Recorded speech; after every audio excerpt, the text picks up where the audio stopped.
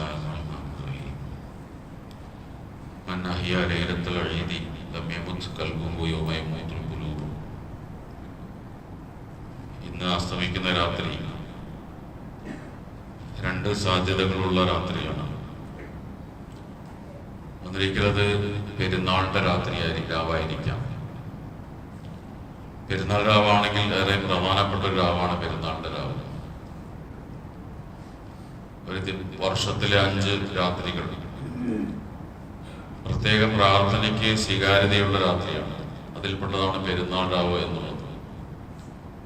റസൂലുള്ളാഹി സ്വല്ലല്ലാഹു അലൈഹി വസല്ലം പറഞ്ഞു, മൻ അഹ്യാ ലൈലത്തുൽ ഈദ്, പെരുന്നാൾ രാത്രിയിൽ ആരെങ്കിലും ഇബാദത്തുകളെ കൊണ്ട് സജീവമാക്കിയാൽ ലം യമുത് ഖൽബുഹു യൗമ യമുതുൽ ഖുലൂബ്, ഹൃദയങ്ങൾ നിർജീവമാകുന്ന ദിവസം അവന്റെ ഹൃദയം ഒരിക്കലും നിർജീവമാവുകയില്ല.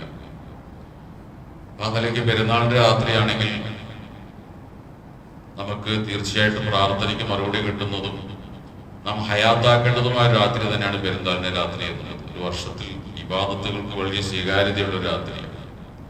ഇനിയല്ല, നാളെ റമദാൻ ആണെങ്കിൽ പരിശുദ്ധ റമദാനിന്റെ അവസാനത്തെ രാത്രിയാണ്. അതും ഏറെ പ്രാധാന്യമുള്ളതാണ്. റമദാനിന്റെ ആദ്യം മുതൽ ഓരോ ദിവസവും അല്ലാഹു തആല ലക്ഷക്കണക്കായ ആളുകളെ നരകത്തിൽ നിന്ന് മോചിപ്പിക്കുന്നുണ്ട്. നബി സല്ലല്ലാഹു അലൈഹി വസല്ലം പറഞ്ഞു, അവസാന ദിവസമാകുമ്പോൾ ആദ്യം മുതൽ അവസാനം വരെ എത്ര പേരെയാണ് മോചിപ്പിച്ചത് അത്രയും ആളുകളെ ഒരുമിച്ച് മോചിപ്പിക്കപ്പെടുന്ന ദിവസം കൂടിയാണ്. അതുകൊണ്ട് ഒരു വർഷത്തിൽ ഏറ്റവും കൂടുതൽ നരകമോചനം നടക്കുന്ന രണ്ടാമത്തെ ദിവസമാണ് വിശുദ്ധ റമദാനിന്റെ അവസാനത്തെ ദിവസം എന്ന് പറയുന്നത്. ആ നിലയ്ക്കും ഏറെ പ്രാധാന്യമുള്ള ഒരു രാത്രിയാണ് ഇന്നത്തെ രാത്രി എന്ന് പറയുന്നത്.